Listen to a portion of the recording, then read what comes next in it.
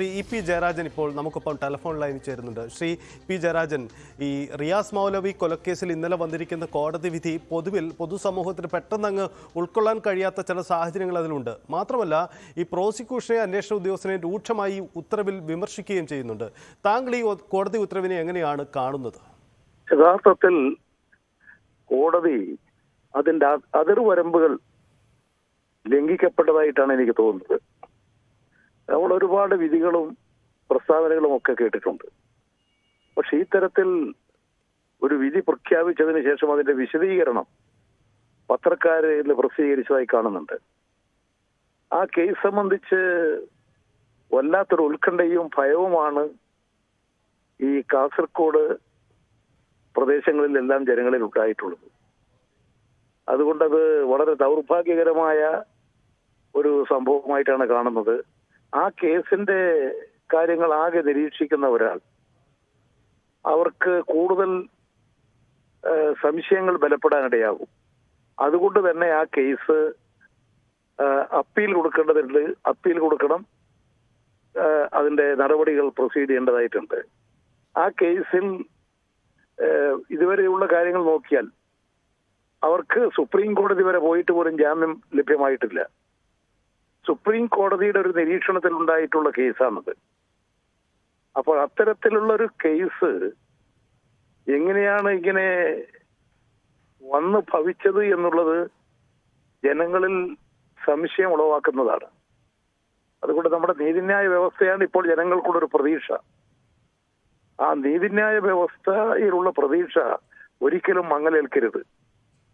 അതുകൊണ്ട് ഉന്നത കോടതിയിൽ നീതിക്ക് വേണ്ടിയിട്ടുള്ള, സത്യം ചെയ്യിക്കാൻ വേണ്ടിയിട്ടുള്ള പോരാട്ടം ഉണ്ടാകേണ്ടതാണ്.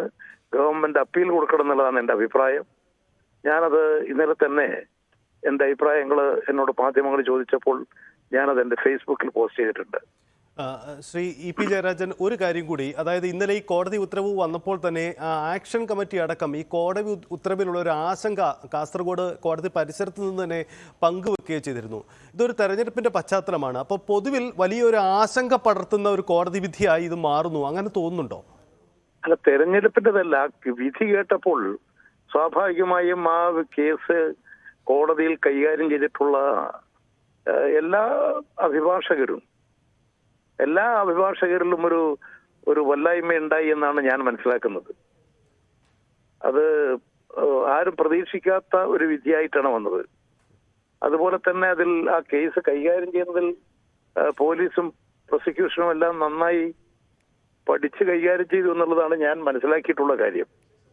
ഏതായാലും ആ കേസ് ഉപരി കോടതിയിൽ അപ്പീലിൽ പോകണം. ശക്തമായിട്ടുള്ള ഇന്നുള്ള കാര്യങ്ങളെല്ലാം നോക്കി ഒരു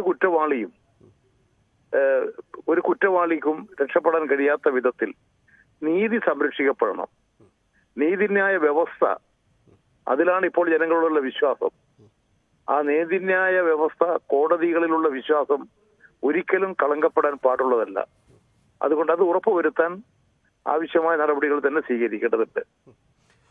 ഒരു കാര്യം കൂടി, ഈ സംഭവത്തിൽ പ്രോസിക്യൂഷന് അന്വേഷണ സംവിധാനങ്ങൾക്ക് പിഴവ് പറ്റിയെന്ന് ഈ ഉത്തരവിൽ കൃത്യമായി പരാമർശിക്കുന്നുണ്ട്. എന്തുകൊണ്ട് DNA പരിശോധന നടത്തില്ല, എന്തുകൊണ്ട് ഫോൺ പരിശോധിച്ചില്ല തുടങ്ങിയ ചോദ്യങ്ങളൊക്കെ ഉന്നയിക്കുന്നുണ്ട്. അപ്പോൾ ഈ കേസ് ഫ്രെയിം ചെയ്ത് അവതരിപ്പിക്കുന്നതിൽ പ്രോസിക്യൂഷനും അന്വേഷണ ഉദ്യോഗസ്ഥർക്കും വീഴ്ച പറ്റി എന്ന കാര്യം കൂടി പരിശോധിക്കട്ടെ. അതല്ല, കോടതിയുടെ ആ പ്രഖ്യാപനങ്ങൾ, കോടതി തന്നെ പറഞ്ഞിട്ടുള്ള ഈ കാര്യങ്ങൾ നോക്കുമ്പോഴാണ് കൂടുതൽ സംശയങ്ങൾ ഉണ്ടാകുന്നത്. സാധാരണഗതിയിൽ കോടതിയുടെ വിചാരണ നടക്കുന്ന അവസരങ്ങളിലുള്ള പ്രശ്നമല്ലത്.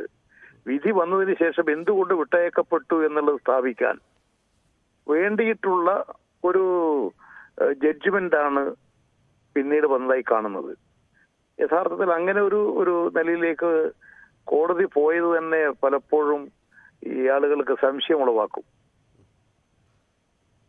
കോടതിയിലാണ് ജനങ്ങൾക്ക് എന്നുള്ള വിശ്വാസം.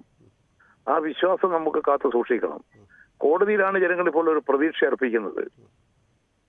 അതുകൊണ്ട് അത്തരത്തിലുള്ളൊരു സാഹചര്യമാണ് ഇത് ഇന്ത്യയിൽ ഉള്ളത് എന്നുള്ള നില കൂടി പ്രാധാന്യമേറുന്നുണ്ട്. ഇത് തെരഞ്ഞെടുപ്പല്ല, ഇത് നീതിന്യായ വ്യവസ്ഥ കുറ്റവാളികൾക്കെതിരെ ശക്തമായ നിലപാട് സ്വീകരിക്കേണ്ടത്, സത്യം തെളിയിക്കപ്പെടേണ്ടത്, അതാണ് ഇന്നത്തെ കോടതിയിൽ ഉണ്ടാകേണ്ട കാര്യം.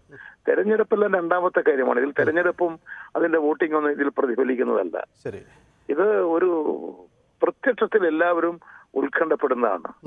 ഈ വിധി വന്നപ്പോൾ തന്നെ അവിടെ കോടതിയിലെല്ലാം ഉണ്ടായിട്ടുള്ള അഭിഭാഷകരെല്ലാം ഇത്തരമൊരു പ്രതികരണം, ഒരു ഉത്കണ്ഠയുടെ പ്രതികരണം ഉണ്ടായി എന്നാണ് മാധ്യമക്കാരും പുറത്തു വന്നിട്ടുള്ളവരെല്ലാം പറഞ്ഞു കേട്ടിട്ടുള്ളത്.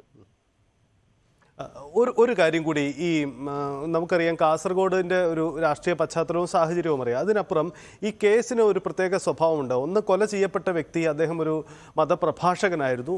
അതേസമയം കൊല ചെയ്തു എന്ന് ആരോപിക്കപ്പെട്ട വ്യക്തി അവർക്കും ചില രാഷ്ട്രീയ സ്വഭാവമുണ്ടായിരുന്നു. ഈ രണ്ട് സാഹചര്യങ്ങളിലും ഉള്ള ഒരു കേസിൽ ഒരു വിധി വരുമ്പോൾ അപ്പോൾ കാസർഗോഡിൻ്റെ രാഷ്ട്രീയ സാമൂഹ്യ പശ്ചാത്തലത്തിൽ അത് കൂടുതൽ ഗൗരവമായി ചർച്ച ചെയ്യപ്പെടേണ്ടതുണ്ട്. അങ്ങനെ തോന്നുന്നുണ്ടോ? അതല്ല, ഈ RSSകാരാണ് അത് തെളിയിക്കപ്പെട്ടില്ല എന്നൊക്കെയുള്ള സാധാരണഗതിയിൽ അതിലുള്ള ജഡ്ജ്മെന്റ് കാണുമ്പോൾ അത് ഒരു സ്വാഭാവിക നീതിക്ക് നിരക്കുന്നതല്ലാതായി തോന്നുന്നു.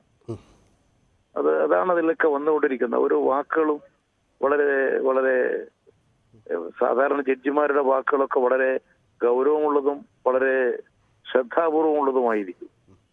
പക്ഷെ ഇത് RSS ആണ് തെളിയിച്ചില്ല എന്നൊക്കെ പറയുമ്പോഴത് ഒരു RSSകാരാണ് തെളിയിച്ചുകൊണ്ടാണോ ഒരു കേസിന്റെ വിധി വരേണ്ടത് എന്നൊക്കെ സംശയിക്കുന്നുണ്ട്.